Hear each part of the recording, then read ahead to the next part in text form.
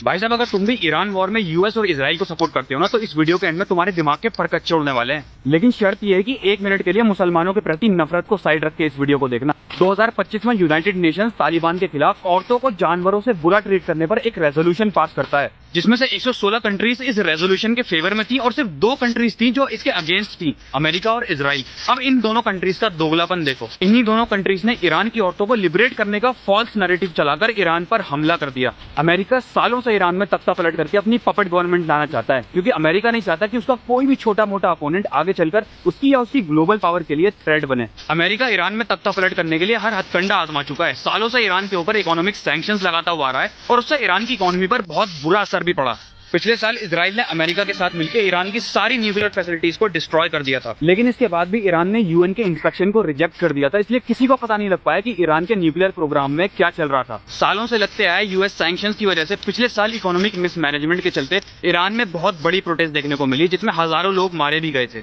Iran में hyper inflation तक आ गया था और ईरानियन रियाल $1 के बदले 1.5 मिलियन तक पहुंच गया था। यूएस और इजराइल ने देखा कि ईरान की करंट रेजिम इस टाइम अपनी लोएस्ट पर पहुंच चुकी है। लेकिन भाई साहब, वॉर शुरू होने से पहले ही ईरान ने खुद एग्री कर लिया था कि वो 0 न्यूक्लियर मटेरियल स्टॉकपाइल्स मेंटेन करेगा, यहां तक कि वो इंस्पेक्शन और वेरिफिकेशन कराने तक के लिए तैयार हो गया था। लेकिन इसके बावजूद भी अमेरिका और इजराइल ने ईरान पर हमला कर दिया। बहुत लोगों का कहना है कि आखिर इसी टाइम क्यों करा, तो मेरे हिसाब से ये सब एप्स्टीन फाइल्स पर मिट्टी डालने के लिए किया जा रहा है। लेकिन आयतुल्लाह खमेनी को मारने के बाद पूरा ईरान एक साथ यूनाइट हो गया और यूएस इजराइल का ईरानियन वुमेन को लिबरेट करने वाला फॉल्स नैरेटिव वहीं फेल हो गया और अल्टीमेटली रेजिम चेंज भी नहीं हो पाया। और ईरान सिर्फ एक इकलौती कंट्री नहीं है। पिछले कई सालों में अमेरिका ने फेक नैरेटिव्स का इस्तेमाल करके हर उस देश पर हमला करा के तख्ता पलट कराया है जो आगे चलकर अमेरिका या उसकी पावर के लिए खतरा बन सकता था। अमेरिका ने इराक पर यह बोलकर हमला किया था कि इसके पास वेपन्स ऑफ मास डिस्ट्रक्शन है, लेकिन वॉर के बाद ऐसे कोई भी वेपन्स इराक के पास से नहीं मिले। लीबिया और अफगानिस्तान पर डेमोक्रेसी इंप्लीमेंट करने के नाम पर हमला किया और भैया पहले ईरान पर न्यूक्लियर वेपन्स बनाने के नाम पर हमला किया, और जब ईरान न्यूक्लियर इंस्पेक्शन के लिए रेडी हो गया तो फिर ईरानी वुमेन को लिबरेट करने के नाम पर अटैक कर दिया।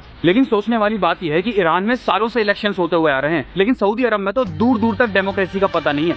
वुमेन राइट्स की बात करूं तो सऊदी अरब में 2018 तक औरतों के कार चलाने तक पर बैन था। लेकिन अमेरिका सऊदी अरब में ना तो डेमोक्रेसी इंप्लीमेंट करेगा और ना ही वहां की वुमेन को लिबरेशन दिलाएगा, क्योंकि सऊदी की करंट रेजिम प्रो अमेरिकन जो ठहरी। भाई साहब, यूनाइटेड स्टेट्स को ना तो डेमोक्रेसी से और ना ही वुमेन राइट्स से कोई लेना देना है, उसको सिर्फ और सिर्फ अपने आप से लेना देना है। भैया, तुम अच्छे से समझ गए होगे कि यूएस ईरान वॉर में कौन बुली कर रहा है और कौन बुली हो रहा है। बाकी कुछ कहना हो तो कमेंट बॉक्स खुला हुआ है। कल फिर मिलता हूँ। जय हिंद।